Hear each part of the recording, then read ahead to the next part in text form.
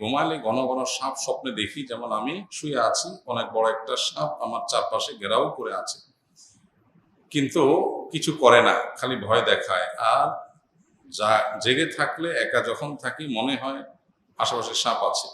আমার নিঃশ্বাস বন্ধ হয়ে যায়, কথা বলতে পারি না, কথা বন্ধ হয়ে যায়। আবার প্রায় ওই স্বপ্নে দেখি বড় একটা নদীতে নৌকাতে যাতায়াত করছে এবং মাঝখানে গিয়ে ডুবে যাচ্ছে।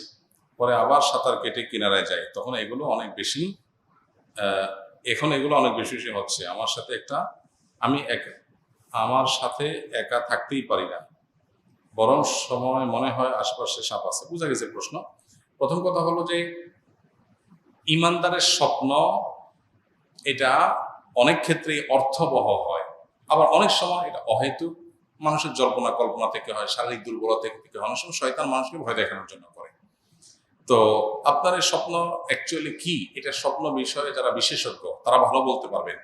স্বপ্নের ব্যাখ্যা একটা আলাদা সাবজেক্ট, আলাদা একটা শাস্ত্র, এ সম্পর্কে এক্সপার্ট আছে।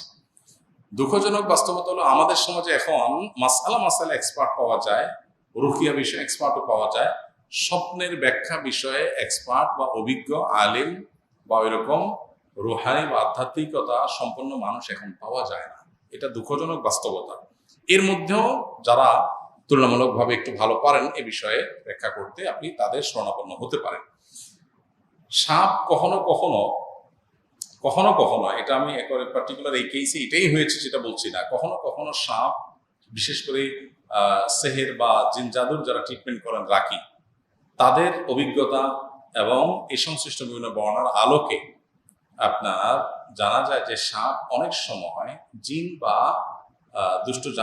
আপনার দুষ্ট জিন বা শয়তানের আকৃতি ধরে স্বপ্নে মানুষকে নানাভাবে ক্ষতিগ্রস্ত করার চেষ্টা করে। এটা থেকে বাঁচার জন্য প্রত্যেকদিন সবসময় রাতে ঘুমানোর সময় 3 কুল পড়ে, 3 কুল 3 বার সূরা ইখলাস, সূরা ফালাক, সূরা নাস 3 বার পড়ে হাতে ফু দিয়ে পুরো শরীর মুছে আয়াতুল কুরসি পড়ে তারপরে ঘুমানো, ওযু করে সম্ভব হলে ঘুমানো, প্রয়োজনে সূরা বাকারা তেলাওয়াত চালু করে দিয়ে ঘুমানো।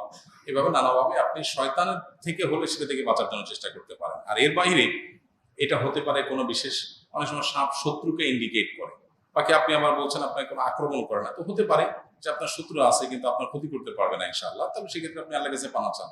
এক্ষেত্রে একটা মৌলিক কথা বলে রাখেন, নবী সাল্লাল্লাহু আলাইহি ওয়াসাল্লাম বলেছেন, কেউ যদি স্বপ্নে এমন কিছু দেখে যেটা দেখে তার ভালো না লাগে, তার মনে হয় যে সে খারাপ কিছু দেখেছে, তাহলে সে আউযু বিল্লাহি মিনাশ শাইতানির রাজিম পড়বে, আল্লাহর কাছে পানা চাইবে বা আল্লাহর কাছে দোয়া করবে, আল্লাহ এই স্বপ্নের ক্ষতি থেকে আমি পানা চাই, ব্যাস এইটুকু কাজ করবে। পাশাপাশি স্বপ্ন থেকে উঠার পর ঘুম ভেঙে গেলে বাম দিকে প্রতীকী থুতু ফেলবে, যেখানে শুয়ের আগার পরিমাণ থুতু আসতে পারে, বাম দিকে প্রতীকী থুতু ফেলবে 3 বার। 3 নম্বর করণীয় হলো ঘুম থেকে ওঠার পর 2 রাকাত নামাজ পড়বে যদি সুযোগ থাকে। এবং 4 নম্বর করণীয় হলো এই খারাপ স্বপ্নের কথা সে কারো কাছে বলবে না। আমি এটা দেখছি, এটা বলে বেড়া না, এখানে তো ব্যাখ্যার জন্য বলেছেন, এর বাইরে কারো কাছে বলবেন না। আর ভালো স্বপ্ন কেউ দেখলে সেটা খুব কাছের লোকদেরকে বলতে বলা হয়েছে, আমভাবে সবাইকে না। তো এই সুন্নাহগুলো মেনটেন করে চললে ইনশাআল্লাহ বিদিন আপনার পেরেশানির কোনো কারণ নাই। এর পাশাপাশি একা একা থাকলেও আপনার মনে হয়, এটা দেখে আরেকটা জিনিস মনে হচ্ছে, সেটা হলো যে আপনি কোনো মানসিক ডক্টরের, কোনো সাইকিয়াট্রিস্টের হেল্প নিতে পারেন।